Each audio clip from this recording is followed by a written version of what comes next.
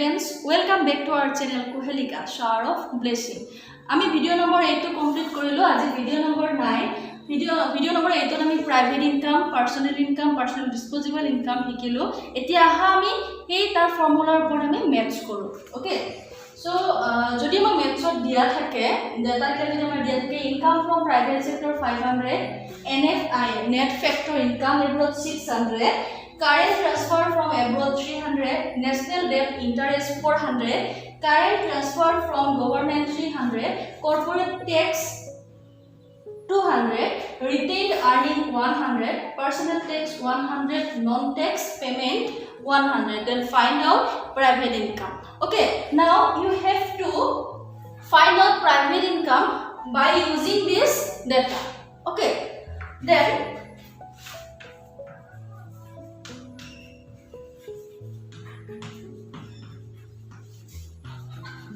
we have to know that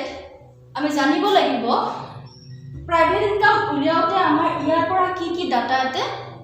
লব লাগিব okay already আমি এই তাৰ ফৰ্মুলা বিলাক আলোচনা কৰিছিলো এতিয়া চাবা হা আমি এতে কি ইনক্লুড কৰি okay income from private sector okay private income উলিয়াব কাৰণে আমাৰ কি লাগিব আমি এই ডাটাৰ পৰা পাম ওকে সো ফাৰ্স্ট কি আছে income from private sector yes it is also included in private income okay so kiman ase 500 next plus NFI net factor income abroad agote koisilo formula dia silo etu yate include hobo 600 plus current transfer from abroad mane out of India okay ami India asu to amar abroad out of India hobo to bahiror pora jetu current transfer ahe hetu ki hobo private income include hobo jetu 300 next national debt interest no ki koisilo ketia government private sector pora debt dhar loy mane paisa e dhar lor karone jitu ta interest ase he interest to private sector pai thake he bostu to ki hoy private income hoy sorry bostu hoy he amount to private income hoy so he amount to ete plus hoy kiman dise 400 plus next is a current transfer from government to current transfer from government etu jitu government to pora kitiba current transfer pai agote discuss kora hoise he bostu to private income include hobo to kiman ase 300 etia ami etu class kori jiman khini pam he khini hobo private income okay corporate tax is also a part of private income no private income ota part hoy kintu corporate tax to jehetu private income pora jay okay nahe okay to etu he karone etu ya include kora nohobo private income include kora nohobo okay so etu plus koro ha ami dia aru je sai asa video to tomaloke loge nije plus koribole chesta koriba okay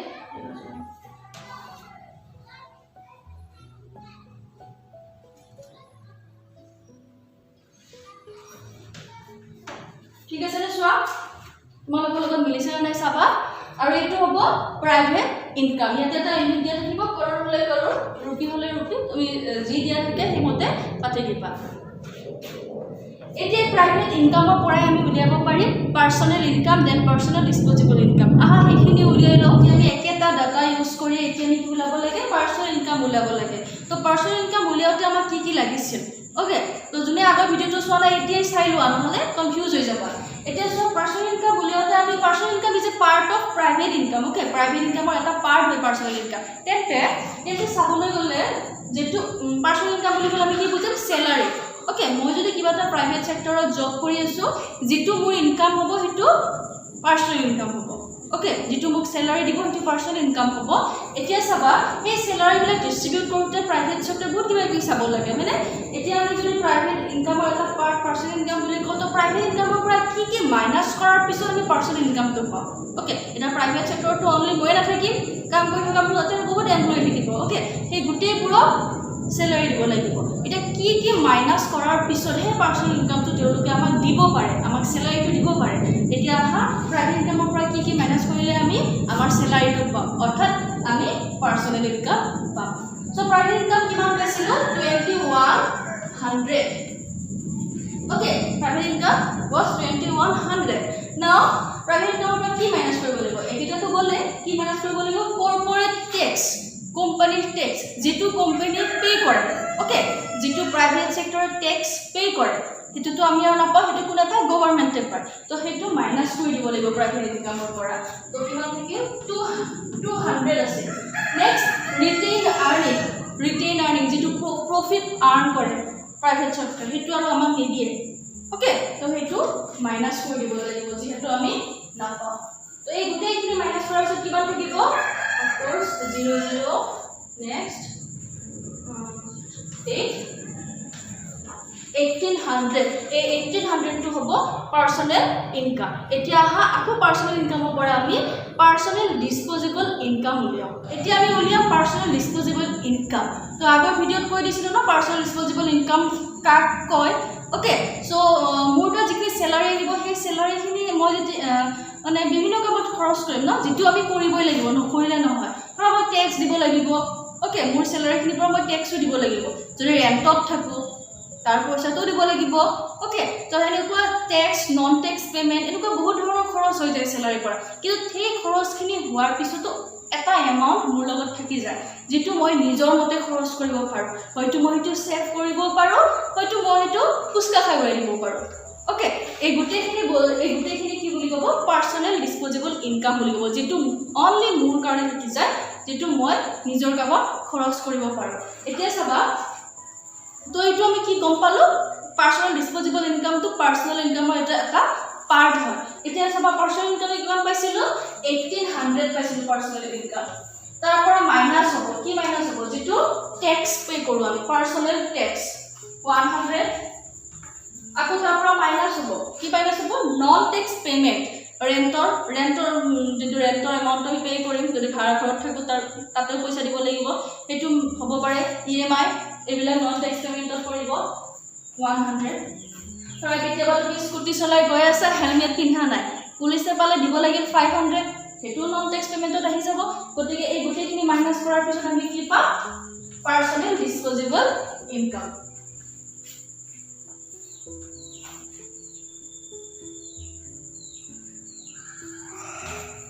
that means 1600 তো 1600 কি হ'ব personnel disposable income এতিয়া আমি 1600 এখিনি হল personnel disposable income এটা জিলো আপনার জিন্দগি 1600 তুমি জি কৰা কাপোৰ কিনিব পাৰা সেভিংস কৰিব পাৰা বা ৰেষ্টুৰেন্টত গৈ কিবা খাব পাৰা এটো হৈছে পাৰ্সোনেল ইনকাম এতিয়া আমি একেটা ডেটাৰ পৰা আমি কি পালো ফাৰ্স্ট প্ৰাইভেট ইনকাম যাৰ ভ্যালু কিমান আছিল 2100 তাৰ পিছত পালো পাৰ্সোনেল ইনকাম যাৰ ভ্যালু আছিল 1800 আৰু এতিয়া পালো পাৰ্সোনেল ডিসপোজেবল ইনকাম যাৰ ভ্যালু হল 1600 হাইটি আমি আৰু এটা প্ৰবলেম সলভ কৰো ইয়াতে এমডিপি এফসি দিয়া আছে 6000 NFI 600 current transfer from rest of the world 300 national debt interest 400 current transfer from government 300 corporate tax 200 retain earning 100 personal tax 100 non tax payment 200 income from government sector 2000 then find out private income okay so private income লব কাৰণে আমাক কি লাগে income from private sector লাগে okay ইয়াতে আমি চাই যাও সবা এনে ফাইল লাগে আমাৰ private income লব কাৰণে okay আছে next current transfer from rest of the world লাগে আছে national debt interest লাগে আছে current transfer from government লাগে আছে corporate tax নালাগে retain earning নালাগে personal tax non tax payment income from government sector লাগে but এটো আমাক sorry income from government sector আমাক প্রাইভেট সেক্টর নালাগে কিন্তু যেহেতু আমাক ইনকাম ফ্রম প্রাইভেট সেক্টর তো দিয়া নাই সো ইনকাম ফ্রম গভর্নমেন্ট সেক্টৰৰ পৰা আমি তো উলিয়াই লব লাগিব okay so only income from government sector থাকিলে নহব আমাক তাত কি লাগিব আৰু এনডিপিএফসি আজি নতুন বস্তু এটা শিকিবা সো এতিয়া এনডিপিএফসি দিয়া আছে আমাক এনডিপিএফসি দিয়া আছে আৰু ইনকাম ফ্ৰম গভৰ্নমেন্ট সেক্টৰ দিয়া আছে তো ইয়াৰ পৰা আমি ফাইন্ড আউট কৰিব লাগিব ইনকাম ফ্ৰম প্ৰাইভেট সেক্টৰ তাৰ ফৰ্মুলাটো লিখি লব পাৰবালোকে তো NDPFC that means net domestic product at factor cost net domestic product at factor cost that means factor income earned by normal resident of a country okay normal ৰেচিডেণ্টৰ পৰা যেটো আৰ্ন কৰা হয় এটা NDP-FC আমি কেনেকৈ পাম ইয়াতে থকা মই শৰ্ট ফৰ্মত লিখি দিছো income from private sector plus income from government sector So income from private sector plus income from government sector কৰিলে আমি কি পাম NDP-FC to from private sector level কাৰণে আমি এইটো ফৰ্মুলা এপ্লাই কৰিব লগিয়া হল ওকে তো NDP-FC আমাৰ দিয়া আছে NDP-FC আমাৰ কিমান দিয়া আছে 6000 দিয়া আছে আৰু ইনকাম ফ্ৰম প্ৰাইভেট সেক্টৰ আমাৰ দিয়া নাই যাৰ কাৰণে আমি প্ৰাইভেট ইনকাম উলিয়াব পৰা নাই তো আমাৰ ফাৰ্স্ট মেইন কামটো হ'ব ইনকাম ফ্ৰম প্ৰাইভেট সেক্টৰ টু উলিয়াব কাৰণে তো আমি এনেকৈ দিলো ইনকাম ফ্ৰম প্ৰাইভেট সেক্টৰ ইয়াৰ ভ্যালুটো আমাক লাগে এতিয়া উলিয়াম আমি ইনকাম ফ্ৰম গভৰ্নমেন্ট সেক্টৰ আমাক দিয়া আছে 2000 দিয়া আছে এতিয়া যদি আমি ক্যালকুলেট কৰো কি হ'ব income from private sector equal to 6000 minus 2000 আনকো 4000 হৈ গ'ল এতিয়া আমি অতি সহজে ইনকাম ফ্ৰম প্ৰাইভেট সেক্টৰ পাই গলো যেতিয়া অতি সহজে প্ৰাইভেট ইনকাম উলিয়াব পাৰি তোমালোকে লগে লগে কৰি যোৱা আৰু পিছত মিলাই চাবা আহা আমি যে ইনকাম ফ্ৰম প্ৰাইভেট ইনকাম উলিয়াও প্ৰাইভেট ইনকাম কি লাগে ইনকাম ফ্ৰম প্ৰাইভেট সেক্টৰ লাগে ন ইনকাম ফ্ৰম প্ৰাইভেট সেক্টৰ কিমান পাইছিলো আমি 4000 প্লাস আমাক লাগে NFIA যাৰ ভ্যালুটো হয় 600 plus current transfer from rest of the world এটো লাগিব আমাক রেস্ট অফ দা ওয়ার্ল্ড বা কেতিয়াবা কি বুলি দিয়ে এব্রড বুলি দিয়ে ওকে এটো লাগিব আমাক কিমান আছে 300 প্লাস ন্যাশনাল ডেট ইন্টারেস্ট লাগিব আমাক 400 plus current transfer from government এটো আমাক লাগিব 300 ওকে বাকি না তোমাক নালাগে আৰু ইনকাম ফ্ৰম গভৰ্নমেন্ট সেক্টৰটো আমি ইউজ কৰিব না আৰু ইনকাম ফ্ৰম প্ৰাইভেট সেক্টৰ উলিয়াবৰ কাৰণে এতিয়া গুটেই কিটা প্লাস কৰা